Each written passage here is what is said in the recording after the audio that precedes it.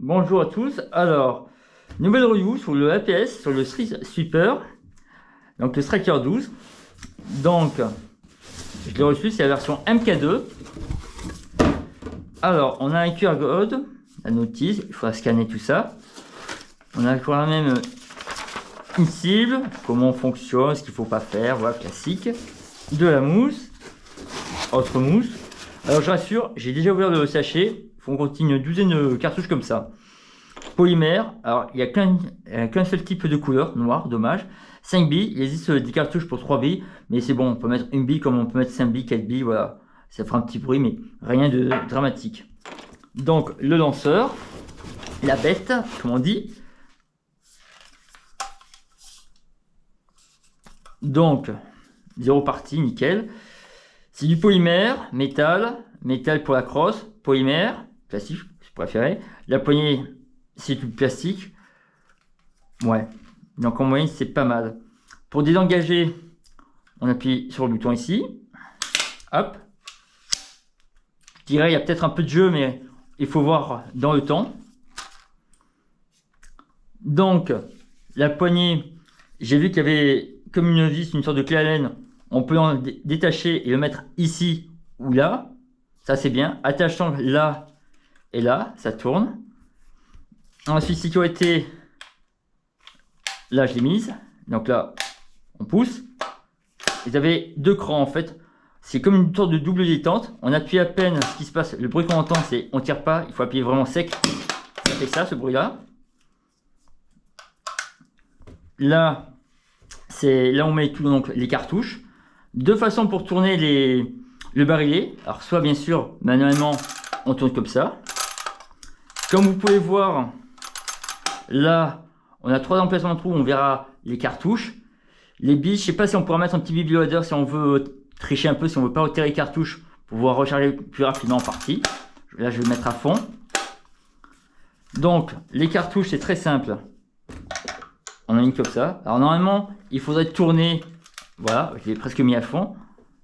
Et on fait ça. Ou on appuie à peine. Je vais essayer de vous montrer ça. Pour gagner du temps.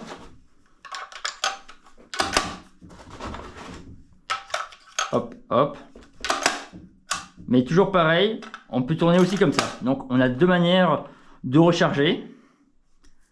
Ensuite, là j'ai juste désenclenché la crosse, la remettre au point initial. Si on veut donc enlever les cartouches, donc il y a deux façons que j'ai vues. Alors soit on tire, la cartouche s'éjecte.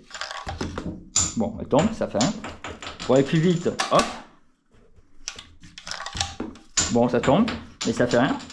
Je pense qu'il faudra prévoir peut-être un récupérateur de cartouches. On peut aussi... Alors... Ah, c'est vrai que j'en ai pas mis d'autres. Ça fait rien. On va en mettre une comme si elle venait d'arriver en douceur. Voilà. Ou, imaginons que la cartouche elle est là. Elle tombe tout simplement. Donc il suffit de faire comme ça. Donc voilà. On referme ici, loquet. Pour les marquages, il y a celle-là. Donc il faut bien dire, warning, tout ça. En dessous du ponté, on a numéro de série, main channel, tout ça. Le gaz, on le met ici, mais on peut mettre aussi un système HPA. Il faut trouver le... Il me semble que j'ai vu sur internet qu'il fallait tout démonter parce que dedans il y a comme un petit tube avec un pas de vis. Mais ça, il faudrait le démonter que je puisse confirmer. Donc ça, c'est bien. Si le HPA, on peut le mettre. On n'aura pas de souci, pas de dégazage, mais avec la température et tout. Ensuite, ce qu'on pourrait éventuellement faire, parce qu'on va bien voir, là on a comme un canon du type, peut-être qu'on peut mettre un canon d'AEG. Il n'y a pas d'effet au pop, donc tout va se jouer sur la propulsion du gaz. CO2, on recommande comme on ne recommande pas. J'ai testé vite fait, mais c'est vrai qu'il vaut mieux rester avec du gaz classique, donc du green gas, je trouve que c'est très bien. Et comme du gaz ATM par exemple, siliconé ou non siliconé, on va dire entre du 110 et du 130, ça passe très bien. Du green très sec, on va dire entre du 130 et du 150. On aura plus de patates, une meilleure propulsion, mais la portée va rester la même en fait. C'est une question de rapidité. Donc voilà. En moyenne, 5 billes, on est à une vingtaine de mètres. Si on ne tire qu'une seule bille, on atteint les 30 mètres. 25-30 mètres, voilà. La bille aura tendance un peu à à avoir des tirs en cloche. Après, si c'est pour les CQB, ça va être le top. Donc, forêt dense, je vais jouer dimanche. Donc, on va bien rigoler. Qu'est-ce que je pourrais vous dire d'autre? On a 2 petits trous pour mettre un système de rails. Certains diront que c'est complètement con, mais bon. Moi, j'ai bien envie de faire un truc un peu foufou, un 6 morts, comme Red Hot, par exemple, pour le fun. Qu'est-ce que je pourrais dire d'autre? Pour le démontage, pour le canon, c'est assez simple. On dévisse ici. Cette partie-là et la poignée va s'enlever. Il y aura le canon qu'on voit, la partie noire interne, on dévisse, ça s'enlève. Et dedans, en fait, vous avez comme un ressort, un petit bouchon, une sorte de poussoir où les billes vont passer. Donc, c'est tout ce que je peux vous dire pour l'instant. On va tirer un peu à vide comme ça. Là, vous voyez, vraiment, ça fait un gros bruit. Si on appuie juste comme ça, il y a juste les canons qui tournent. Il faut vraiment... là, on tire pas. C'est vraiment... On sent vraiment qu'il y a un bon poids. Je dis pas qu'on sent un recul, mais on sent vraiment qu'il faut vraiment forcer. Donc... Ah, j'avais encore une cartouche. La coquine. Donc, c'est vraiment pas mal. C'est vraiment 12 coups. On a des trous ici. Alors, on pourra peut-être distinguer la cartouche.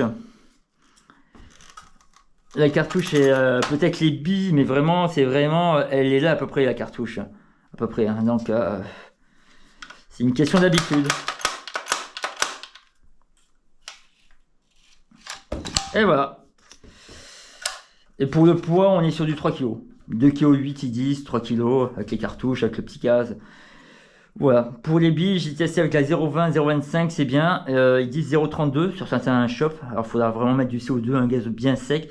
Mais il faudra penser à faire un entretien. Sachant que là, j'ai dit qu'il y avait le joint ici.